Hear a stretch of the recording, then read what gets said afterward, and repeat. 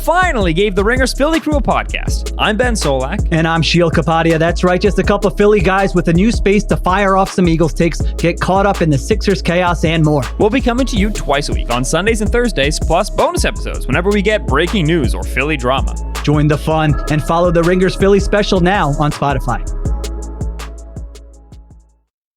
This episode is brought to you by Anytime Fitness. We may talk a whole lot about sports, but when it comes to keeping fit ourselves, there's definitely room for improvement. I hit this point early July. I was just like, I am not in good enough shape. I started trying to walk at least 15,000 steps a day, or hiking, or just anything to keep my legs moving. Now it's the end of 2023. I feel great. I had a physical 3 weeks ago, and the guy was like, "You're doing great. You're doing better than you were 3 years ago." I felt great. Whatever your goals are, progress is possible thanks to Anytime Fitness. Get a personalized plan and support from an expert coach anytime, anywhere. Visit anytimefitness.com to try Anytime Fitness for free. Start to train for your life. Terms, conditions, and restrictions apply. See website for details. This episode is brought to you by Read, Write, Own, Building the Next Era of the Internet, a new book from entrepreneur and startup investor Chris Dixon. If you're listening to this podcast, you know what it's like to be part of a community of fans. You value the people who play, perform, and create for everyone. Well, what if there are more ways to support them, more ways to be a fan? And what if you had even more ways to connect with the teams, artists, and other creators that you love? Even though creators make the internet valuable, how much value do they get for their work? Well, that's mostly up to a few big tech companies. Shouldn't creators get more from the platforms they make successful? More value, but also more say, more control, more ownership? Read, Write, Own explores an alternative future for the internet, one that reclaims control for creators, fans, listeners, and gamers, the people who not only use the internet, but make it useful. Read, Write, Own imagines an internet built by us for us. So order your copy of the book today or learn more at readwriteown.com.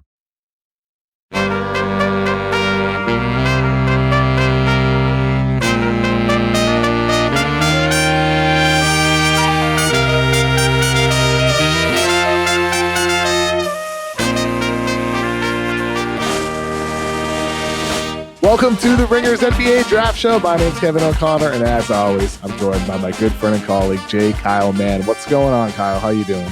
I'm doing okay. I'm just, it's a little rainy and a little cold here, staying warm. But you know what's really can keep you warm is the burning hot discussion on Twitter that we've unleashed. I liked where Michael was like joking about everybody agrees with our list. It would be amazing if you put a ranking out and no one pushed back. You know what I mean? No pushback. Yeah. I'm trying to segue to, we put out our top 100. Nobody pushed back. Yeah, top 100 rankings on the Ringers NBA guide, NBA ranking guide. I don't know our proper name. It's the NBA ranked. Our ranking hub, right? Yes, and it has Tyler Parker with his top 25 league pass rankings. It's got me, you, Michael Pina, and Rob Mahoney, our aggregate rankings for our top 100 NBA players. And definitely everybody agrees. Everybody on social media agrees with these rankings. So you can find it, and we'll put it in the show notes for the link if you want to take a look while listening to us talk. But NBArankings.theringer.com is where you find that. It looks beautiful, Kyle. It really does. It is People gorgeous. will always disagree with rankings, but isn't it? Yeah, it's so beautiful. It's fun to look at too. I think there's just a lot, whether you agree with it or disagree or whatever, that stuff's inevitable because, I don't know, it's like there is no definitive way to do it. If you believe in scoring, if you believe in playmaking, you believe in defense, you can slice it a million different ways. It's subjective. But I don't know. There's always certain factions that I expect to hear from whenever we do these rankings. I'm always just like, I know that like people who love bucket getter type guys, they're always going to be really vocal and loud about their guys being pushed too low. And you have to kind of argue back and forth. I don't spend a whole lot of time arguing with people about it because it's kind of a waste of time. But it's always incredible discussion whenever these rankings come out. So that's always super entertaining. For sure. I mean, like, unsurprisingly, a guy like Kyrie Irving, we have him ranked 66th. And that's pretty low if you're considering offensive talent. But like on our list, I think, we all had different philosophies with the way we approach this. I think we did factor in like availability, right? Is this guy injury prone? Are they missing time for this reason or that reason? I texted my personal top 100 lists to a handful of, trusted NBA executives like, hey, who do you think that I have is too low? Who should be on the top 100 that's not here? This and that. And I had like multiple people tell me, Kyrie shouldn't even be in your top 100. Oh, baby. And so like that speaks to the difficulty in lists like this, right? Where I think he's too low based purely on talent. We don't need to get into that, but I think he's the number one example that we've heard from so far. Like I have had no tweets saying CJ McCollum at 69 is too low. I think CJ is way too low at 69 when we have like Zach LaVine at 41 or 40, whatever he is. I understand you're going to hear a lot about Kyrie, but I just think like there's other guys on the rankings where it's like, what? How do we have Zach LaVine at 40? Yeah. But this guy at, 69, 70, whatever he is. Guys like LaVine, guys like Anthony Edwards, guys like Kyrie, Jalen Green, we've talked about this in the past, that they inspire like a real strong feeling among their fans. And a lot of times those people are the most vocal online. You always expect it. But I feel like that kind of traces the philosophical kind of fault line, divider line, I think, between the way people think about basketball. And it's kind of those two sides just get very vocal and kind of riled up against each other. I was going to ask you, why do you think LaVine gets bumped so high?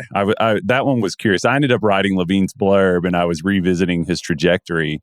Why do you think he's getting bumped so high? I mean, the injuries and stuff I know are factor in here, but he improved a lot, though. I mean, on some level, you got to give him credit for that. But he got a lot better defensively. I mean, that was the one thing I knocked him on a bunch in the past was his just absolutely abhorrent defensive effort, intensity, focus. And he became a pretty solid level defender, at least average. I wouldn't say – I think LaVine has regressed on that end. And also his offensive role has declined, because of the presence of DeMar DeRozan. So in that sense, like he's not a key playmaker for Chicago. He's not even their top scorer anymore because of DeRozan. He's an underwhelming defender. But Why that does bad, he get the though? bump? I don't know. Is regressing? No, is your it's not role? I mean, he's still a great player. Is role regression bad, though, is my thing. Is like it is inherent, or is it a virtue? I guess you could like flip that either way. Now we're just kind of like talking about how to think about players. It's like when Steph took a lesser role with KD, did he get worse? When LeBron took a lesser role with Dwayne Wade? I don't think that's what it is. I just think if you're ranking players, it's like too high for him given the current state and his current abilities. I think role regression, like that makes me think about Brandon Ingram. Once he comes back, Zion has established himself as the guy, right? Like they are playing through him. They are letting him play make, bring the ball up the floor. Brandon Ingram is going to have to learn how to oftentimes be the number 2 or the number 3 behind Zion. So that role regression for Brandon Ingram could end up leading to the best version of him. I mean, to your point, right? Where like he becomes a more efficient player. He's attacking mismatches, picking his spots even more than he was previously in their ball sharing offense. So I don't mean that as some knock on LaVine. I just think like given that role regression, he has underperformed this season, and some of the guys we have him behind. I just think defense is underrated. Always, it always is. That's my key thing. Yeah, I mean, and I'm an offense guy. Grant. I love offense. I love bucket getters. I mean, we talked about Amani Bates, like the highlight guy. Like, it's so fun to watch Amani, even though he's not good. But like, I just think like having Zach LaVine ahead of a Bridges or a Grant, some of the guys that are right behind him, Jaren Jackson Jr., who's been talked about him on the mismatch on Tuesday. Like he's probably awesome. too low. Yeah, Porzingis has been awesome this year. I just think he's a little bit too high. Who sticks out to you, Kyle, as like the guy who's either too high, too low? What's your biggest disagreement on the list? I wanted to say, too, that before I get to that, I was going to say that maybe role regression is like the wrong thing. And I think this is the wrong – regression's the wrong word, right? I think it's more malleability. Like we should reward malleability and things like that. Guys, a couple that jump out to me, I think Fred VanVleet is probably a little bit too high right now. There was a moment in time where I feel like you maybe could have justified that case a little more. He hasn't shot the ball as well this year. The Raptors have been a little bit of a mess. That's not totally like you can't pin that on him. There's a lot of things going on with them with injuries, and Raptors fan base is pretty vocal about guys getting run into the ground and things like that. Another guy that I think you could argue is too low, like in a playoff scenario, could be like immensely valuable, is a guy like Alex Caruso. You know, I start thinking about the way Charks used to talk about like playoff series, when you can there's the chess game of a playoff series where you can sort of check the certain things that a team is doing well. And I think that speaks to kind of what you're talking about, that like defenders in that situation get underrated. I think OG is probably a little underrated, probably. Like, I don't know if you think about. Agreed. I mean, I don't know that he necessarily gives the like some of the offensive like versatility, but if you think about the kind of guys he can guard and he can make open threes, I try to think about basketball in this way. Typically, KOC, I try to think about basketball for the last day of the season. There are a lot of things that happen on a night-to-night basis that are cute and big outputs that are impressive. But, you know, if you have certain caveats, they're going to kill you at the end of the year. And you can look incredible during the regular season and still run into those walls as the year winds down. No, for sure. And I think also like playoff ability and their ability to translate it to, like, it's the Draymond Green 82-game players versus 16-game players, right? I think that factors in a little bit as well, where I could understand why somebody might have a fault us for having Shai Gilgeous-Alexander at number 12. When he had one playoff series, but he was a younger player. Having him at 12 ahead of some of the guys behind him might be premature. You know, like, it'll be interesting to see where he ends up falling and when we continue doing this, which is the fun part. Like, we're going to update this a couple times a month. I mean, I'm not sure how often we will, but it'll update over the course of the year. So unlike some of the other, like SIs have been doing top 100 a long time, ESPN's done their rankings a long time. Like, as far as I know, this is the first resource for constantly updating player rankings during the NBA season, as far as I know of.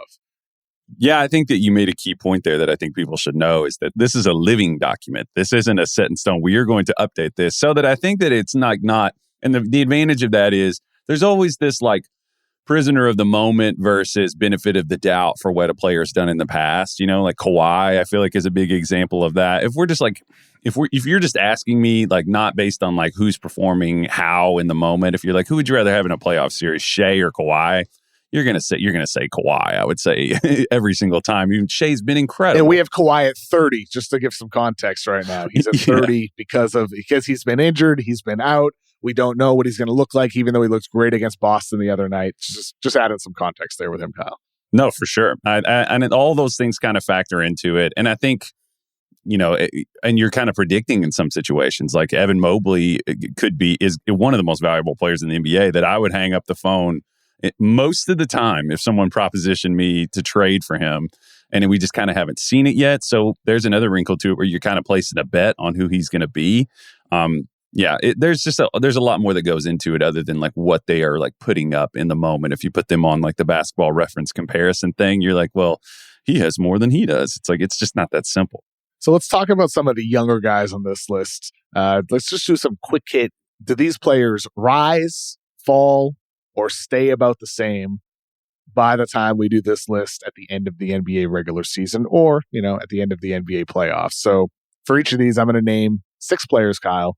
You tell me, are they going to rise, are they going to fall, or do they stay about the same? Number 1, Tyrese Haliburton, who we had ranked number 21 on our rankings. That's pretty damn high. But I mean, you and I have talked to word like blue in the face about Tyrese Haliburton. Everybody, we love him at this company. He's like I called him a universal donor to good offense yesterday on a pod with Searit. I think he's. I like it. That's a good way to phrase it. I've been pushing that one. You could just put him into any situation, and he doesn't need the ball. He makes good decisions and things like that. I think the thing that you could probably nitpick would be, there's a threshold that I think you cross that some players have it in the league where it's like you have to stop them. It's that thing that we've talked about. Like they have an offensive bag that you have to stop. Tyrese, I'm not saying he couldn't do it. I just think that he has another level to go to in terms of his scoring. Like what does he do scoring wise that you have to plan for, other than, he's a good shooter. He's been a good shooter at every level. And I'm kind of devil's advocate nitpicking this here. I don't know, 21, I could see it come down over the course of the year. What do you think? I could see him getting into the 30 range, and he's still, I don't think it's going to change who he is as a player. I don't think it's a major slight. I could see him dropping but I voted him as like 14th on my rankings. I had him higher. And maybe that's way too premature, but I think we've seen now, ever since first of all, he was good with Sacramento, but ever since he got acquired by Indiana in February, it's almost a year now of him producing exactly as he has the start of the season. Like this started happening in February. It's not like just a 25, 30 game sample. We're at like a 60 game sample at this point with Haliburton, of him elevating this roster, making everybody better on the court, playing great defense individually, good team defender as well. Like this guy is, like I called him in there, the new point guard. Like he's leading the league in assists. This dude's awesome, dude. And I think, let me phrase it like this. Who would you rather have? You got to win a game today, Kyle. I like putting it this way. Do you want Trae Young or Tyrese Haliburton? Oh, don't even fucking come at me with that. Don't even. So who do you want? No, I like Haliburton. I'm a Haliburton guy. I think that he's have Trae at 19. We have Trae at 19 and Haliburton at 21. It would not shock me one bit if Haliburton rises into the top 20 ahead of a guy like Trae Young. No, yes, I could see that if you put it that way. I bet he rises. To answer the question, I'd say rises or stays about the same. Like he probably doesn't go into the top 15. He stays about the same. Would really be my true answer there. I agree with Mike Pena that Pena. I always mess that up. I agree with him that he's like one of the most talented players. He's a more creative and talented scorer and playmaker than Tyrese. But I think you have to, when you balance them out. We don't have to get into this whole discussion, but Haliburton, I just think we have Shea at 12 right now, and Haliburton at 21. I think Tyrese is going to close that gap at some point. Scotty Barnes at number 72. Kyle, nice. Okay, rises, falls, or stays about the same. I think he'll probably climb a little bit. Yeah, it's such a precipitous fall from last year. You would think that he'd come around. I've been watching him for a while. I don't think he's going to fall out of the top one. He would have to do something. Something would have to be dramatically wrong, or every piece of data that we've had to this point would have had to be blatantly wrong. And I just don't believe in that. I think there's been some frustration with him and his choices and kind of inconsistency. I think those things will come back. I mean, I think that those things will level out. Now, do I think he's going to make a leap up into the 30s? No, but I think he could climb into the 50s or maybe even as high as like high 40s, maybe even. I think so too. I would bet on him rising up this list. Right now, it's been a horrible start to the season for him. Has not been the same guy. Defensive effort's been the biggest disappointment for me with him, but like I'm betting on Scotty Barnes. I believe in that guy. I think he's going to figure out, and this is just a little sophomore slump with him. So I think he'll rise. Will he go as high as Desmond Bane at 31? This might be a bit premature, Kyle, having him that high. But he's like, before the injury, this dude's averaging 25, 5 and 5. He's playing good defense, critical to Memphis's success on both ends. Does he rise, fall, or stay about the same? I could see if he fell. I don't see him climbing any higher. So I think it's either a push or he could decline slightly. I think that you could look and you could nitpick the volume of what he's done. It's been incredible. I was looking at some of his big outbursts. Some of those were against teams that are kind of rough or we're having a hard time. And the Grizzlies have this machine that works and they roll into town. And if you have something that's not working, they're going to kick your ass. So you could think about it that way. What do you think? I think he'll stay about the same. That'd be my bet with Bane. One thing that comes to mind when I look at this list is seeing Bane at 31 is he was a quote-unquote old prospect. He gets drafted at age 22. He goes to pick number 30. One of those guys where, conventional wisdom says, older prospect. He's not going to get much better. But Bane is a reminder that that's not the case. Like every player's trajectory is their own. It's an individual, thing that happens. And for Bane, he was a late bloomer in college. And now he's looking like a borderline all-star player or potentially an all-NBA guy on the back end on that third team. Someone in that discussion. Siakam was a 22-year-old. Siakam too, right? Yeah, he was 22-year-old rookie. 14, 15. Yeah. I mean, there's a number of guys like that. Like, where do you fall when it comes to assessing prospects that are, in their early 20s? When it comes to projecting their upside, do you even how much do you factor it in when you're analyzing prospects? I think that if you're looking at a guy who has the baseline skill set, I think is really important to watch. Like if we know that the shooting is there, if we know that if we believe in their hand, it all depends on the starting point. If a guy can't handle the ball at all coming out of college and he's a rough shooter, those are two things that are really difficult to do or to build upon. And I always say that like handle and shooting are the two things that I really pay attention to. And I thought that he had a shot that would like translate and they could speed it up and things like that. I think you're right. It's just conditional. It's player by player. I don't think that there is one sweeping answer. And the person matters a lot. If you listen to Desmond Bane talk, he's a smart guy. I think the Grizzlies, that's something that gets underrated about them is that they have like guys who are learners that get better. I think the Celtics have been good about picking up guys like that too. And that all factors in. If a guy is kind of in stasis and he dominates physically and you don't believe in his work ethic, I'm not going to be as willing to bet on that. That's a good way to put it. I think with someone like Bane as well, my hypothesis is that the players who were the top high school recruits that end up needing to stay until their junior, senior season, like a Quentin Grimes, they can still turn into an NBA player, but they're not the players who are going to turn into the guys who thought they could be in high school. The guys who were the non-top 50 or non-top 100 high school prospects like Desmond Bane, who have to spend 3-4 years in college, are the guys where maybe it matters less that they're older. That's just a hypothesis.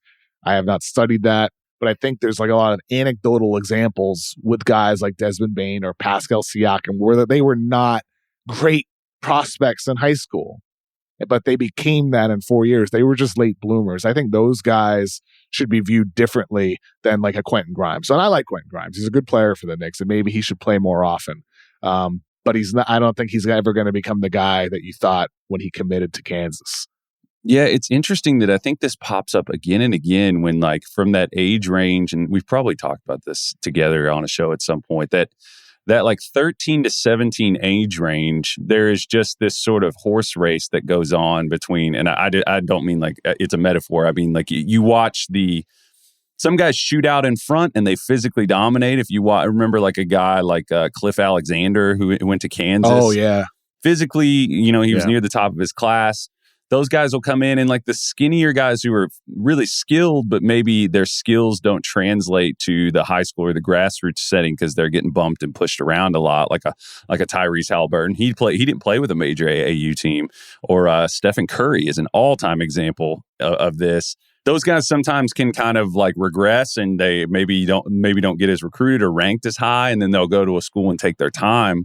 And there won't be as much pressure on them or expectations because I think you get saddled sometimes if you are a top 25 guy that you need to be on hitting these markers like we were talking about. Like it even carries into the NBA. Like you don't need to be playing summer league after the first year. That's embarrassing. And I think these guys just kind of get rid of that stuff, whereas like Desmond Bane, it just has like, he has had a pattern of working. He's just like, I've been working to get where I am. Of course, I'm not going to come in here presumptuous and act like I'm above anything. I don't know. I feel like that's kind of a phenomenon I've observed. what do you think about that? I mean, I think you're 100% right there. I mean, like you can be like Zion Williamson is somebody who he was number one. He was a top player in high school throughout his life there. He dominates at Duke. He goes number one. He's averaging 30 points per game, right? Like in the NBA as a young player, dominant efficiency, all-time level stuff, despite being out of shape. And despite not really working hard, because he was always a high achiever, despite not developing those habits that you're talking about with some of these guys who really, really have to work for it. And I think that's like what the Pelicans have seen this year. They have a Jose Alvarado, who is exactly what you're talking about, a guy who's worked for it. A Najee Marshall, a guy who's working for it, right? And I think you hope that those types of players can develop that if they fail in the NBA. You experience failure, that's where growth can happen sometimes, and where you can pick up those really positive habits where you might think you're working hard. Like, Alperen Şengün thinks he's working hard. Zion Williamson thinks he's working hard. Like some of these players think they are, but then you see Alvarado and you're like, okay, that's hard work. And there's a big difference in the mindset and approach, which speaks to what you said earlier, Kyle, about the type of person. When it comes to, teams interviewing players, getting, intel from coaches, teachers, whoever it might be, teammates, classmates, all of that factors in. And if anything, who the person is maybe the most important thing. when it comes to like figuring out how good are these players going to become, but also you don't know how people are going to evolve and mature and change, as well as like if you're drafting a 20-year-old kid, he could be totally different by the time he's 24. Once he's got $1 million in his bank account, girls in his DMs, right? Opportunities to hang out with cool people. Like your life changes. You don't know how success will change somebody either. So I don't know. Like it's like the draft is not easy, dude. And like It's Bane hard is a good enough. example. Like Bane going 30. Like we'll do a redraft of his year at some point, but like he's not getting out of the top 10, and he was old with no upside. No, not true. I didn't have him at 30. I'll tell you that much. I loved him. It's hard. Him at 19. I think 19, and that was too low. Yeah, And I loved Bane. I was like, Bane's going to be good. He's a good player. He's underrated. 19 was too low. yeah. It's hard enough to evaluate these guys as players, and I mean, and if you think about us doing this not for teams, it's even more difficult to go in there and try to evaluate them as people. I can't imagine betting millions and millions of dollars on it. And I'm sure they have their ways of doing that. But I think Bane is a good example of a dude who just seems to have a good head on his shoulders and has a working attitude. Like his whole, and I think the Grizzlies draft guys like that. That's their type of player. Let's go quick hit for these last three. Jalen Green, we have him ranked 84. Does he rise, fall, stay about the same? He's going to rise. I think he's going to probably rise for the next How high?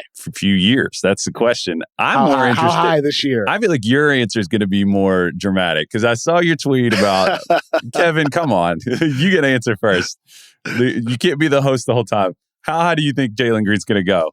I think he rises until like the top 50, top 60. Okay, I thought you were going to say like top 30 or something. I don't know.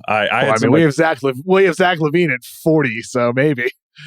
Green is kind of a Zach LaVine. He's cut from that cloth. I kind of am more of a believer in Green, I think, long term than LaVine. I do think that Green is. How come? Why over LaVine? I just feel like, and maybe that's not totally fair. I mean, LaVine has grown a whole lot. From listening to Jalen Green talk, I do think that he is pretty obsessed with getting better. I'm not I don't want to even get into the summer league stuff that we've all talked about over and over again. He's somebody that's on like that superstar expectation path.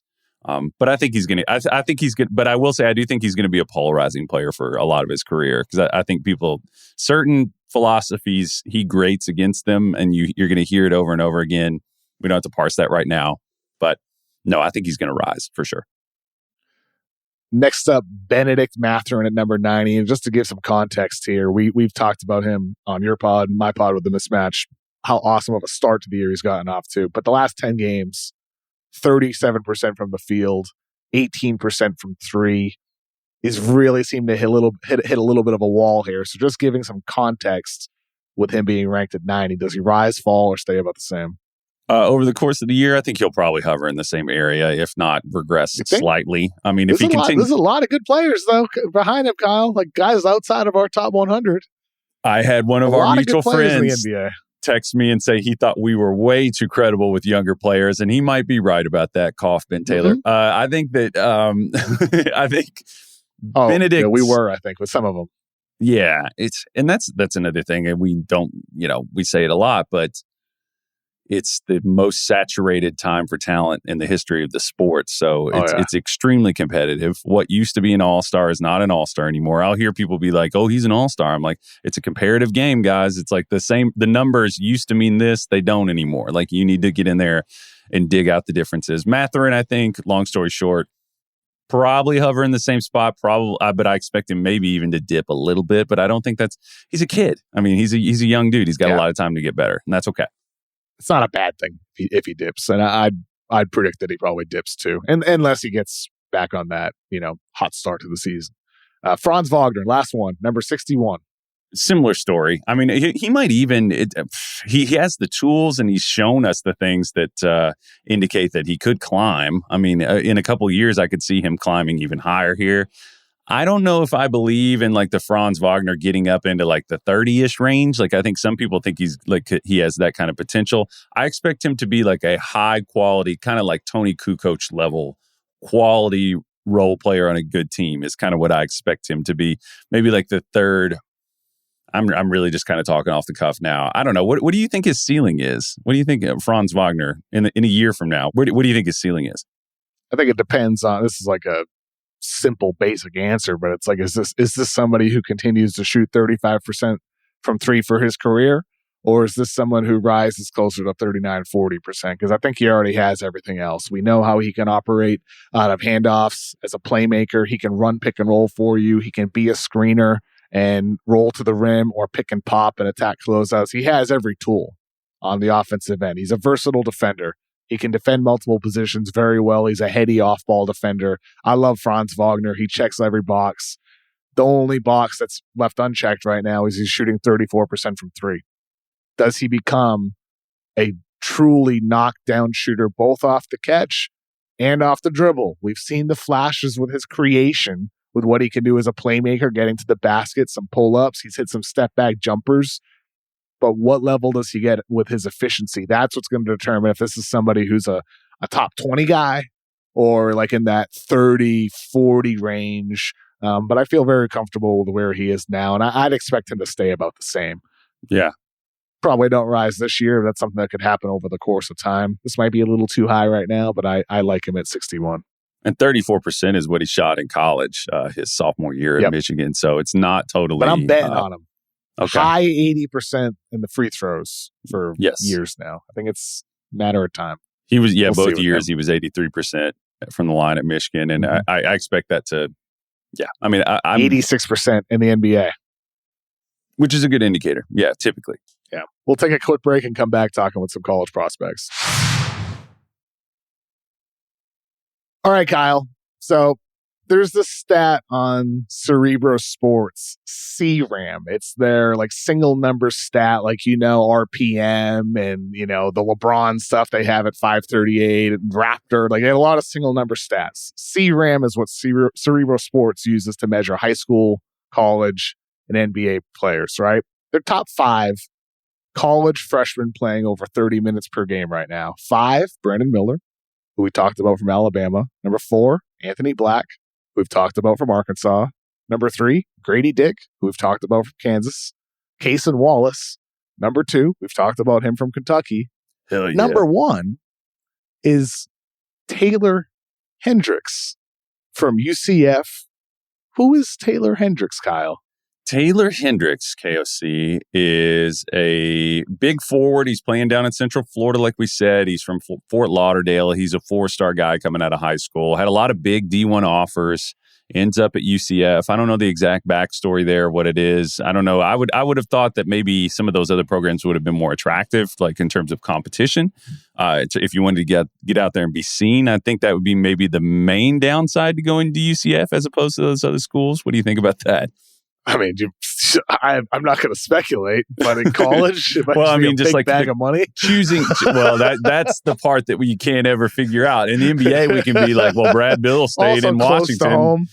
Brad Bill stayed in Washington because he got a big bag. Yes, close to home's the other part. You never know. But so Taylor Hendricks, 6'9", 210 pounds, was ranked 46 in his class. Right, this season though, he's playing really well, averaging 15.6 points per game. 7.1 rebounds. The big thing is the shooting. I think that has been eye-opening for people. He's shooting through 9 games, shooting 50% from 3 on 4.2 attempts, and he's getting to them in a variety of ways. I've seen him do some sort of like dribble shake type things and get into his jumper. I've seen him catch and shoot.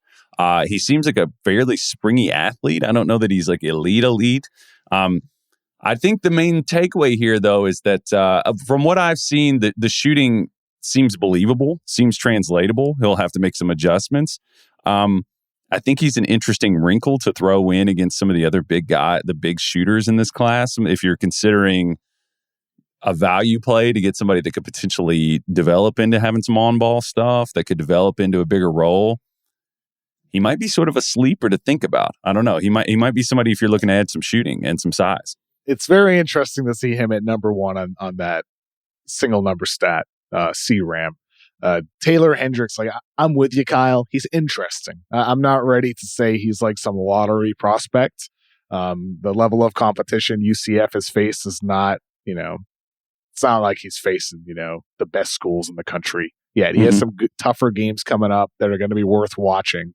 But ultimately, like he has Ole Miss tonight, Memphis, Missouri coming up. So some better games, barometers to watch him. I want to see where his shooting ends up. 50% from three, 72% from the line right now in college.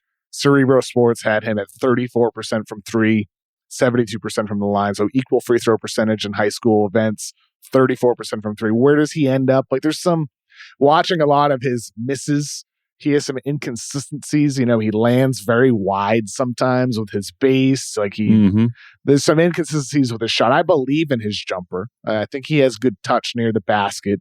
Where does that end up? But overall, though, I think he hasn't run any pick and roll this year. He didn't in high school either. But like you can use him as a screener. He can roll.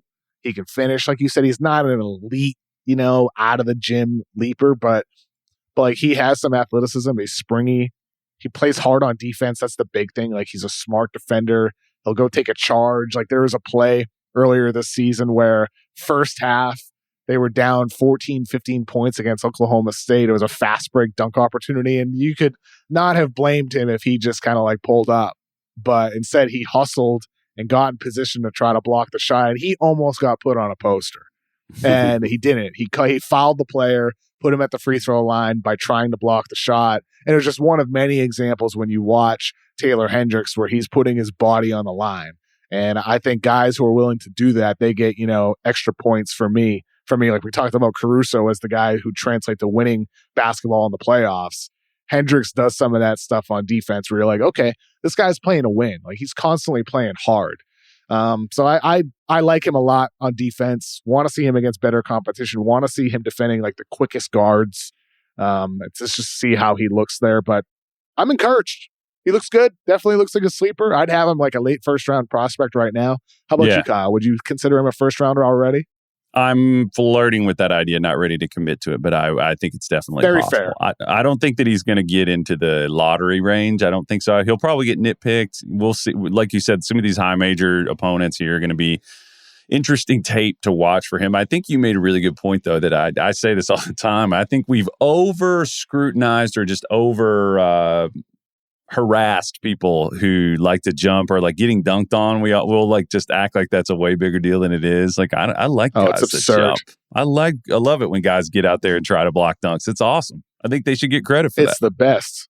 No kidding. I mean, like I can't understand. I get making fun of them.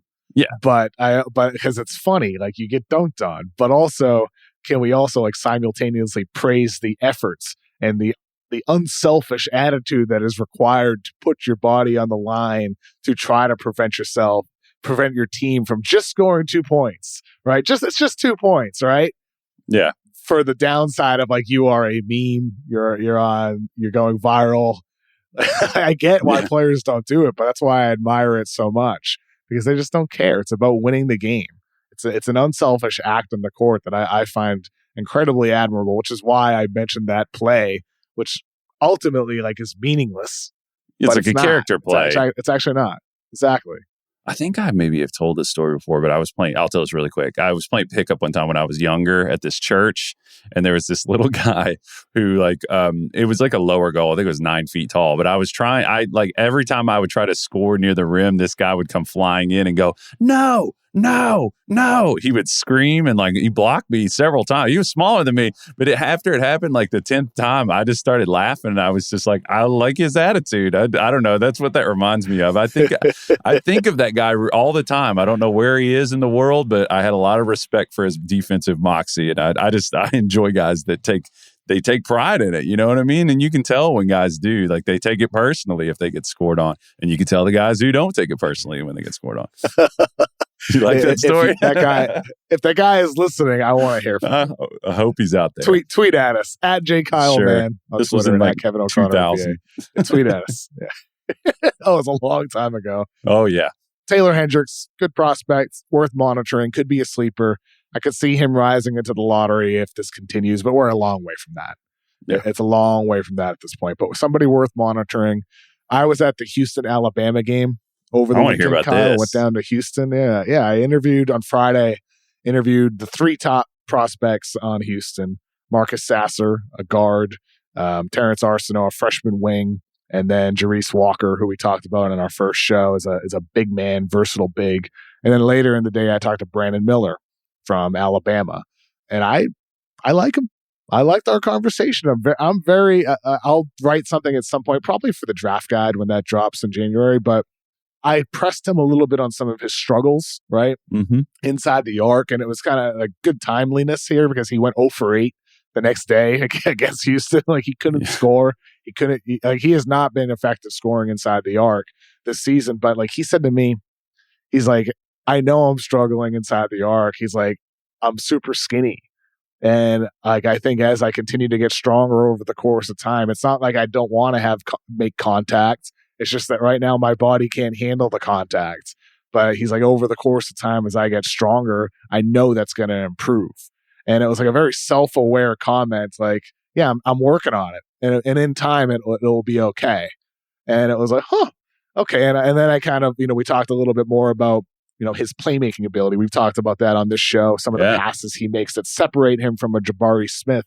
And he says, it's like, I don't really believe in positions in today's NBA, or today's league. But I'd consider myself a point guard if I had to be any position. And I'm like, really? That's the way you kind of like view yourself. And he said that he gets more excited. He's one of the players, and it's genuine. You can see it on the court. He says, I get more excited when I can make my teammates score than when I score. And it's true. Like, watch his assists. Like, he's always fist pumping, jumping up and down when his teammates score. Like, I think that's a genuine comment about him liking passing more than scoring. So it's just something to keep in mind with Brandon Miller, as we watch him this year, because I think the playmaking is the big thing that I really get excited about when I watch him, Kyle. It's 6'9". Some of the passes he makes, like jump passes to the corner three, right? Like drawing defense when they blitz him out of the pick and roll and hitting the roller like perfect where only they can catch it. Like he makes some really high level passes for a 6'9" forward. And I like it's cool that he views himself as that type of player, where scoring is actually second to him behind playmaking. What are your thoughts on some of the stuff that I, kind of previewing the interview with him?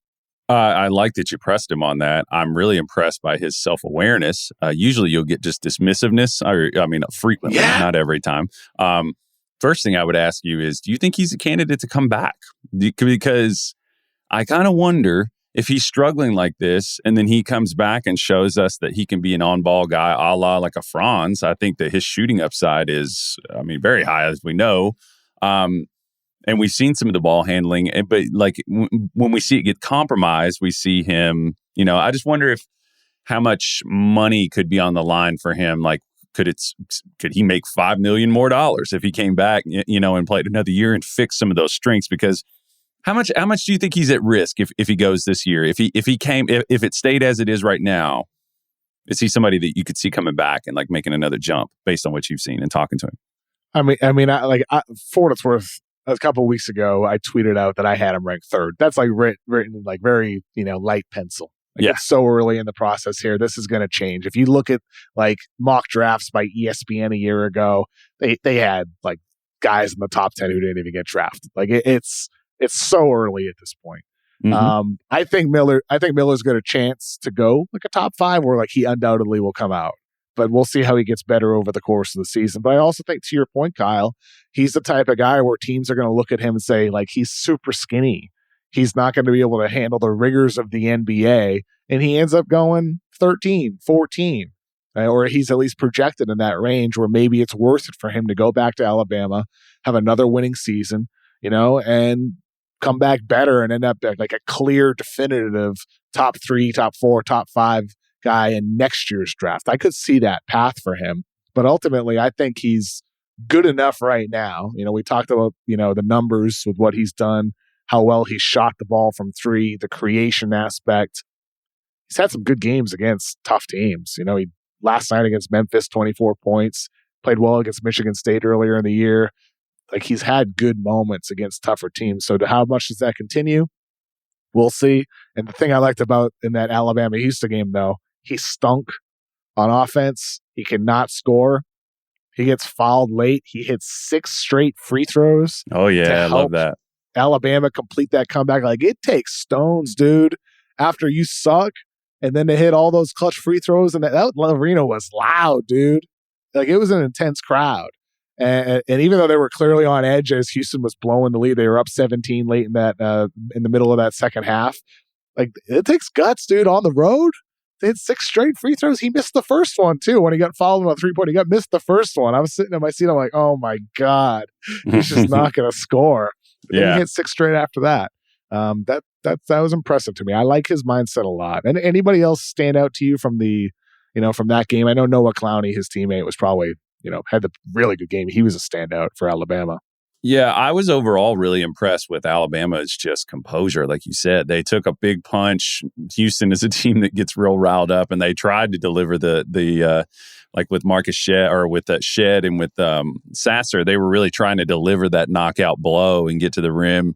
And then Alabama just kept taking the hits. And but they did have a few guys. I thought that, Alabama has an interesting cluster of like 6'9"-ish guys, and Bediako and Noah Gurley and Clowney, and even like Nick Pringle had a couple plays that were pretty impressive. It's an interesting collection of guys. I was impressed with Clowney. I honestly, there was a sneaky one that I thought was that he did some things that I liked. And this guy's he's been an inconsistent shooter kind of throughout high school. He was actually, I'm talking about Rylan Griffin, who was actually the high school teammate of Case and Wallace in the same backcourt. They were a fantastic high school backcourt. He had a couple plays where he drove to the rim and made like really nice dump off passes that led to wide open threes. He's somebody to keep an eye on. 6'5" guard, sort of can play on and off the ball. I was really impressed with him. Was there anybody else that jumped out to you? I mean, Clowney, on the Alabama side for sure. Probably his best game of the season. Pretty good defensively. Shot the 3 well. Can attack off the dribble a little bit. Maybe needs one more year. But Clowney was very impressive. It wasn't a great game for scouting purposes. Like, it was like, you said it last week, like that game is going to be in the muck. Like, it was, even though it ended up high scoring at the end. Like, it's not like Sasser, Walker, or Arsenault. Arsenault didn't even play that much in that game. I like Marcus Sasser. I'm also impressed by him. Like, he's the type of guy, he's only 6'1". You want to see him become a more consistent 3-point shooter off the dribble in general. But like, even when he's not scoring the ball, that dude defends. And I think that's something that you can always rely on with Sasser. Like, very good in pick and rolls. He's feisty. If he like buys into that even more so, and in the NBA like really embraces it, like, you're talking like, a Beverly type, where maybe he's not that level of defender, but be that. Like, that's what he's going to have to be, because he's not going to be getting high usage on offense like he does, for Houston. Yeah, at times I thought he kind of hurt them with his aggressiveness. He was a little out of control, but he gets real riled up, which I enjoy. It's fun to watch. But I just think he's probably one of those guys. It's the Caruso thing, where Caruso said the one time about a conversation he had with Sam Presti, where Presti was like, "We don't need you to be the CEO of the company. We need somebody to scrub the toilets."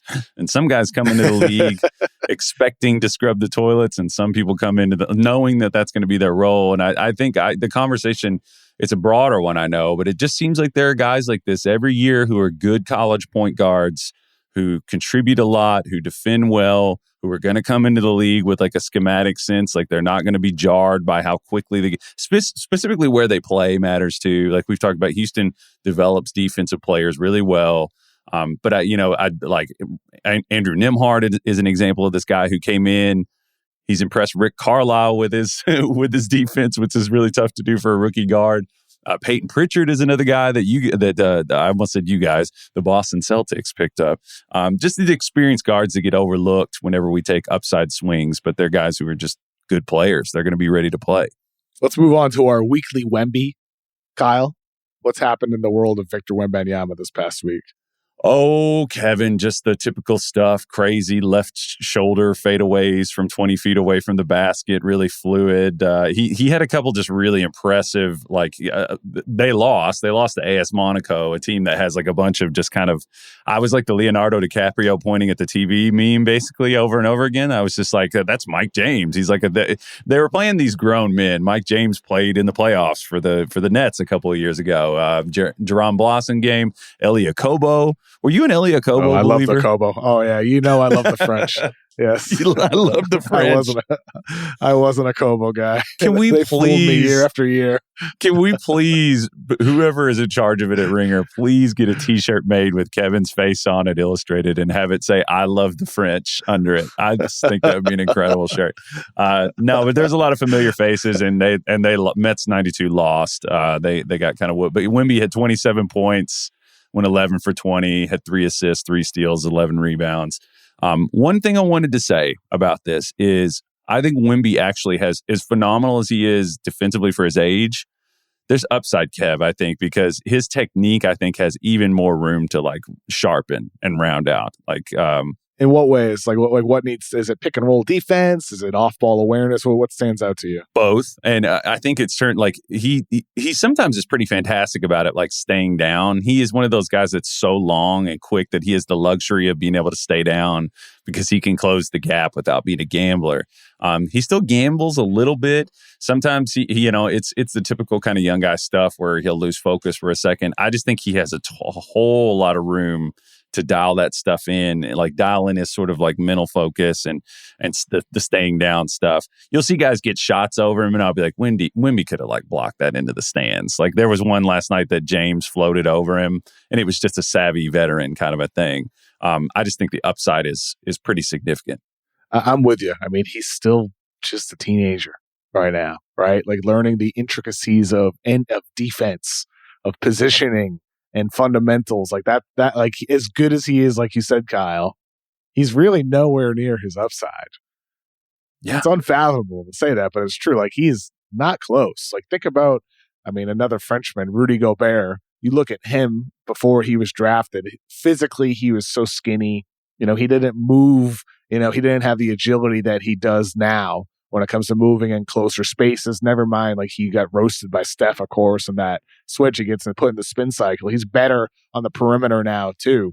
Gobert, one of the best defender of this generation on the interior. Wemby's going to learn all those things over the next 10 years, too. Yeah. And eventually it's going to have like that, you would hope, have that computer brain to read and diagnose defenses and know where to be and when to be there. And when you factor in the fact that he is more physically impressive, he is quicker, he is longer, he is already far better than Gobert was at the same age defensively. I mean, like this dude, this guy could like win Defensive Player of the Year every year. Oh, yeah. No question about it. And he's, I won't say the word because I know we try to be a family podcast, but he's an MFer, man. He really, really wants to bury people. I always laugh about when I would watch Luka over in the Euro League and in the Euro Cup and stuff. You would just see this maniac. You were like, this guy is a psycho. Like he just wants to murder people and bury them.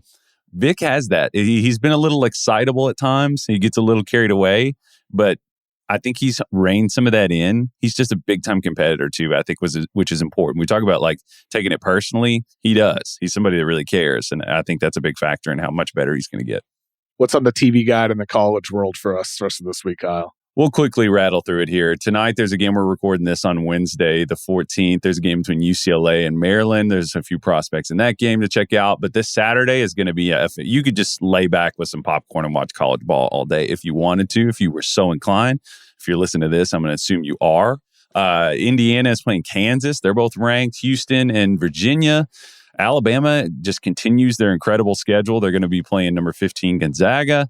And Carolina and Ohio State, Bryce Sensabaugh is somebody really fun to watch if people want to check him out. And then Kentucky plays UCLA on Saturday. So, a lot of good games coming up. It's a lot of good ones. I wish one of those UCLA games was here in LA. I'd attend those, but they're not. Very Pauley. sad. Yeah. You get out to Pauley Pavilion very much, Kev? Westwood? No, I was going to go to that Pepperdine game a couple of weeks ago and was sick. So, yeah. Sucks. I want to see Maxwell Lewis, another prospect we'll have to talk about at some point on this podcast. Kyle, this was fun. I look forward to checking Twitter right now after recording this podcast and seeing how angry everybody is with us for our NBA rankings. And we want to know your feedback too. Yeah, tweet at us at JKyleMann, at Kevin O'Connor NBA. Curious about your thoughts. Who's too high, too low? Who needs to crack the top 100? Or if/when we expand the lists, who needs to be added? Oh, we'll see what happens. Yeah. Well, Kyle, this is a lot of fun. What do you get going on the rest of this week in your life? Anything fun? Oh, just working on projects, man. That's the way it is. Just trying to get some projects going. So I'll reveal later. Yeah. What do you got going on? Same thing. Ditto. Yeah. Just working. Nice. That's it. I might go to the G League showcase. I got credentialed. I believe I will go. Just juggling a couple things to figure out which days I'll go. But I believe I'll be at Showcase next week in Vegas. And maybe we'll talk about that on next Wednesday's show. Go get a bite at Best Friend. Get a little something. Maybe go check it out. Yeah, I went with Dylan Berkey, our former Ringer video producer, when we were there for the Victor Wembanyama Scoot Henderson game. Very good. I enjoyed the food. Love that place. So maybe I'll go back. Yeah. Got to go to Momofuku as well. Oh, yeah. Big fan. Big fan. Chang. Delicious. The best. Kyle, this is fun. Thank you so much to Jessie Lopez for producing this week's episode of the Ringers NBA Draft Show. And do us a favor, subscribe. Subscribe, right, Kyle? People have to subscribe to the Ringers NBA Draft Show, right? Smash it. Smash that button. Subscribe and give us kind Smash words. Smash that like button. Yes. Just pulverize it with crush it with the sledgehammer. Just don't break your phone. Just be smart. Thank you so much, everybody. Have a great rest of your week.